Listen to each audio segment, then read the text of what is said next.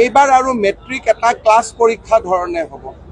এইবাৰ আৰু মেট্ৰিক বুলি এটা বেলেগ পৰীক্ষা নহয়, যেটো ক্লাছতে পৰীক্ষা হয়, ফেল পাছ থাকিব কিন্তু স্কুলতে হ'ব।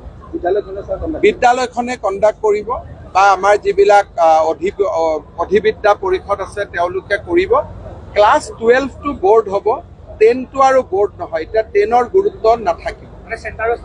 চেণ্টাৰ 10ৰ আৰু গুৰুত্ব নাথাকিব নতুন শিক্ষা নীতিত। এইটো ক্লাছ 12 যাতে ল'ৰা ছোৱালীয়ে 10ৰ পৰা 11-12 পঢ়িব পাৰে, নতুন এডমিশ্যন ল'ব নালাগে। সেইকাৰণে ৰাষ্ট্ৰীয় শিক্ষা নীতিত 10ম মানৰ গুৰুত্ব কমাই দিয়া হৈছে। আৰু খুব 2 দিনতে হায়াৰ ছেকেণ্ডেৰী কাউন্সিল আৰু চেবাও বিলয় হৈ যাব। এটা অনুষ্ঠান হ'ব, কাৰো চাকৰি নাযায়, কিন্তু দুইটা লগ লাগি এটা অনুষ্ঠান হ'ব।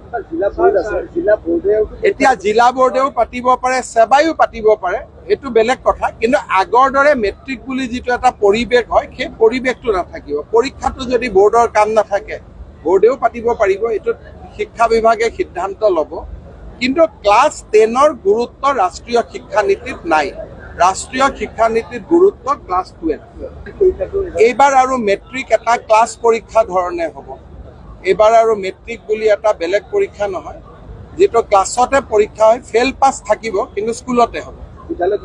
বিদ্যালয়খনে কণ্ডাক্ট কৰিব বা আমাৰ যিবিলাক অধিবিদ্যা পৰিষদ আছে তেওঁলোকে কৰিব।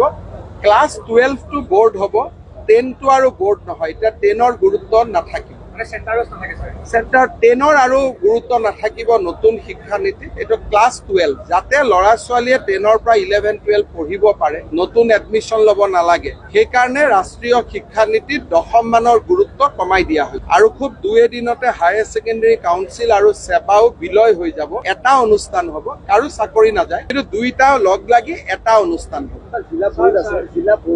এতিয়া জিলা বোৰ্ডেও পাতিব পাৰে, চেবাইও পাতিব পাৰে, এইটো বেলেগ কথা। কিন্তু আগৰ দৰে মেট্ৰিক বুলি যিটো এটা পৰিৱেশ হয়, সেই পৰিৱেশটো নাথাকিব। পৰীক্ষাটো যদি বোৰ্ডৰ কাম নাথাকে, বোৰ্ডেও পাতিব পাৰিব, এইটো শিক্ষা বিভাগে সিদ্ধান্ত ল'ব। কিন্তু ক্লাছ 10ৰ গুৰুত্ব ৰাষ্ট্ৰীয় শিক্ষা নীতিত নাই। ৰাষ্ট্ৰীয় শিক্ষা নীতিত গুৰুত্ব ক্লাছ 12। এইবাৰ আৰু মেট্ৰিক এটা ক্লাছ পৰীক্ষা ধৰণে হ'ব।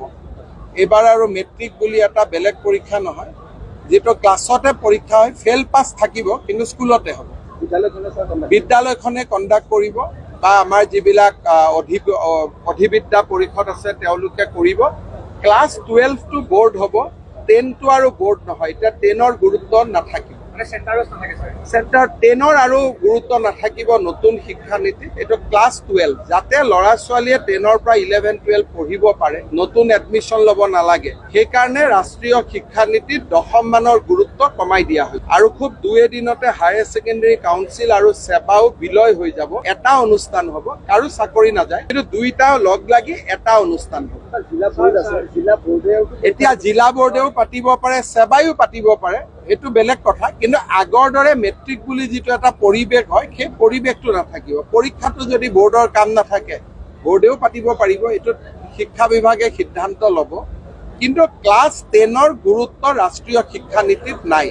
ৰাষ্ট্ৰীয় শিক্ষা নীতিত গুৰুত্ব ক্লাছ 12।